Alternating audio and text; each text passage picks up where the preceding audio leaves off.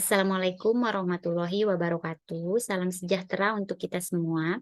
Di video pembelajaran daring kolaboratif kali ini, saya akan membahas tentang keselamatan dan kesehatan kerja. Bagaimana mengelola K3 di perusahaan. Baik, untuk mata kuliah manajemen sumber daya manusia ini adalah Eee, bagian dari PDK 2023 yang mana, saya berkolaborasi dengan Ibu Nurul Huda dari Sekolah Tinggi Ilmu Ekonomi, BIMA, ya. Nah, bagaimana sih, mengolah K3 di perusahaan? Ada 3 hal yang perlu diperhatikan ya supaya pengelolaan K3 itu bisa, efektif ya di perusahaan. Yang pertama, ketahui tentang resiko dalam pekerjaan perusahaan, semua resiko dalam pekerjaan perusahaannya. Kemudian yang kedua, mengontrol resiko yang membutuhkannya. Kemudian yang ketiga, pastikan resiko tetap terkontrol. Nah, apa sih itu resiko? Resiko adalah bagian dari kehidupan kita sehari-hari. Nah, resiko ini adalah peluang kerusakan yang terjadi ya, peluang baik besar maupun kecil kerusakan yang terjadi. Nah, serta seberapa serius kerusakan itu terjadi. Nah, perusahaan tidak diharapkan ya untuk menghilangkan semua resiko. Nah, karena ya memang sehari-hari memang selalu ada gitu ya resiko, peluang terjadinya kerusakan. Jadi yang harus perusahaan lakukan adalah memastikan perusahaan itu tahu semua tentang risiko utama yang terjadi di perusahaannya, kemudian, risiko yang bisa mempengaruhi perusahaannya, kemudian apa yang perlu perusahaan lakukan untuk mengelola secara bertanggung jawab gitu. Kemudian, perusahaan itu bisa mengelolanya dengan cara, melakukan penilaian risiko.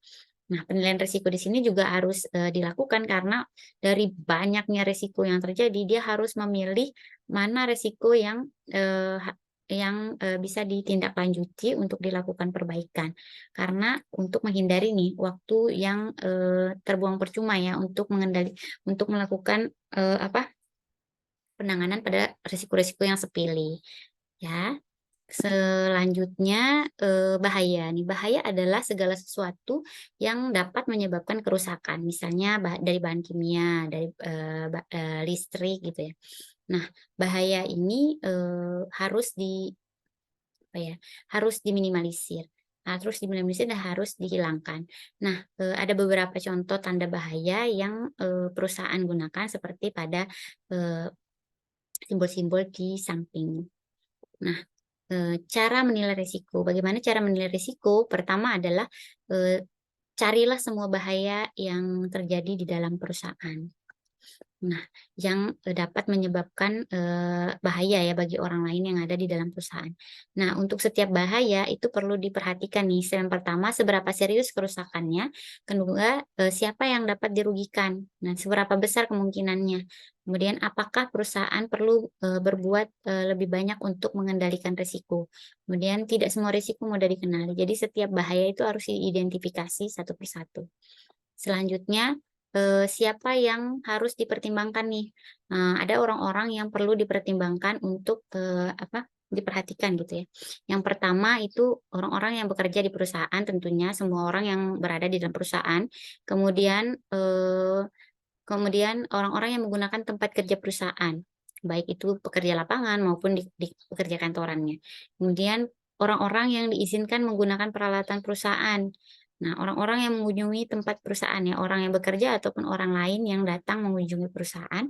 Kemudian orang-orang yang dapat dipengaruhi oleh pekerjaan perusahaan, misalnya tetangga perusahaannya ya. Kemudian atau publik yang datang atau publik di sekeliling perusahaan, di lingkungan perusahaan. Kemudian orang-orang yang menggunakan produk perusahaan, misalnya, perusahaan buat, kemudian, pemasok ya, kemudian impor ya. Nah, kemudian, orang-orang yang menggunakan jasa profesional perusahaan, misalnya jika perusahaan seorang perancang, jadi orang yang datang untuk, yang datang meeting dan lain sebagainya. Kemudian, langkah selanjutnya adalah setelah diidentifikasi, bahaya yang akan terjadi perusahaan dan caranya, selanjutnya adalah mencatat. Nah, mencatat semua kejadian atau semua bahaya, semua resiko yang terjadi di perusahaan. Jadi semua resiko dicatat. Nah, misalnya per hari, per bulan, semua aktivitasnya dicatat. Nah, di gambar sebelah ini adalah langkah-langkah untuk membuat matrik resiko ya. Jadi, pertama itu identifikasi bahaya, kemudian setelah diidentifikasi, kemudian dianalisis apakah bahayanya, berat, sedang, atau, ringan. Kemudian setelah itu menentukan dampak resikonya, kira-kira dampaknya yang berat itu seperti apa, yang ringan seperti apa. Setelah itu baru diprioritaskan risiko mana yang harus berikan tindakan. Nah, selanjutnya perusahaan, caranya gimana untuk membuat matriks resikonya supaya bisa dikategorikan gitu ya. Nah, ya perusahaan harus menulis dalam bentuk tabel seperti ini, yang selalunya dicatat gitu setiap ada risiko bahaya ataupun bahaya perlu dicatatkan. Diidentifikasi, kemudian diberikan penilaian, sedang, berat, ataupun ringan, kemudian kategorinya, setelah itu baru, tindakan apa untuk pengendaliannya. Kemudian, dari catatan itu, perusahaan juga bisa mengontrol gitu ya, mengontrol apa, kontrol resikonya tentunya, yang misalnya yang resikonya berat, maka perlu dilakukan, prioritas tindakan untuk resiko berat tersebut.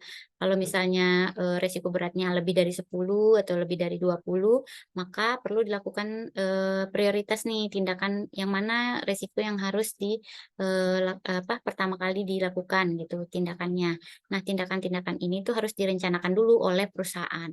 Nah, pertama itu yang perlu diperhatikan ya beberapa perbaikan itu yang mana yang perbaikannya yang murah, mudah, dan cepat, atau ya cepat, dapat solusinya. Kemudian solusi jangka panjang resikonya misalnya paling mungkin itu yang bisa diperbaiki itu yang skala sedang dulu misalnya kecelakaan ataupun, misalnya contohnya terpeleset, tersandung, terangkat, dan lain sebagainya itu perlu tindakannya itu bisa segera dilakukan. Kemudian solusi jangka panjang untuk risiko dengan konsekuensi potensial terburuk. Nah, misalnya jatuh dari ketinggian terus ledakan. Tindakan seperti apa yang harus, dilakukan. Kemudian pengaturan untuk melatih karyawan tentang risiko utama yang tidak dapat dihilangkan dan cara terbaik untuk menghindarinya. Ini perlu dilakukan ya, prioritas tindakan, untuk pelatihan, misalnya pelatihannya setiap setiap, berapa bulan untuk mengingatkan lagi si para pekerja ya. Selanjutnya tanggung jawab yang jelas. Nah, di sini dipilih satu supervisor atau manajer untuk bagian keselamatan kerja yang bertanggung jawab dan jelas ya siapa yang akan memimpin.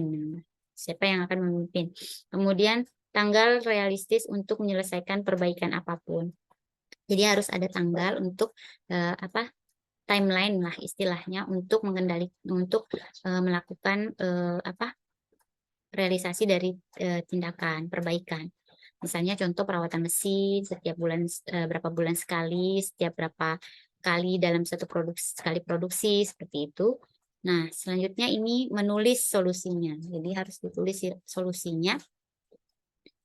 Dimulai dengan yang terbaik dan paling efektif. Cara untuk menghadapi resiko adalah yang pertama singkirkan resiko sama sekali. Ya, misalnya hindari kebutuhan untuk bekerja di ketinggian, misalnya contoh. Kemudian bertukar untuk resiko yang lebih rendah, misalnya mengurangi berat hal-hal yang perlu diangkat, menggunakan truk palet. Misalnya yang tadinya menggunakan tenaga manusia untuk mengangkat, ya sekarang digantikan dengan tenaga mesin. Nah, pisahkan resiko dari orang, misalnya letakkan penghalang antara pejalan kaki, dan lalu lintas, letakkan penjaga di mesin berbahaya. Jadi, pisahkanlah, resiko dari orang ya.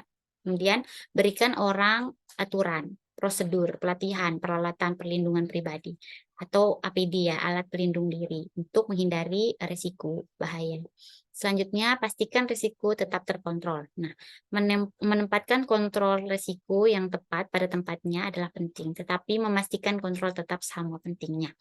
Yang pertama, pastikan setiap orang jelas siapa yang bertanggung jawab, maksudnya dia punya atasan gitu ya. Kemudian lakukan pemeriksaan teratur, terencana terhadap tempat kerja untuk mencari risiko yang mungkin terlewatkan. Misalnya contoh dispenser yang, selalu nyala, itu harus ada yang memperhatikan, yang mematikan gitu, yang bertanggung jawab untuk mematikan dispenser atau stapol dan lain sebagainya.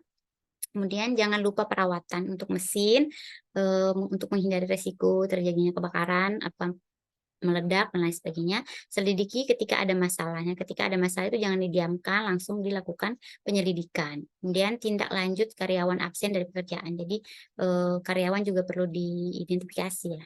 Kemudian tinjau kondisi karena, berkaitan dengan, kesehatan juga ya, kesehatan kerja.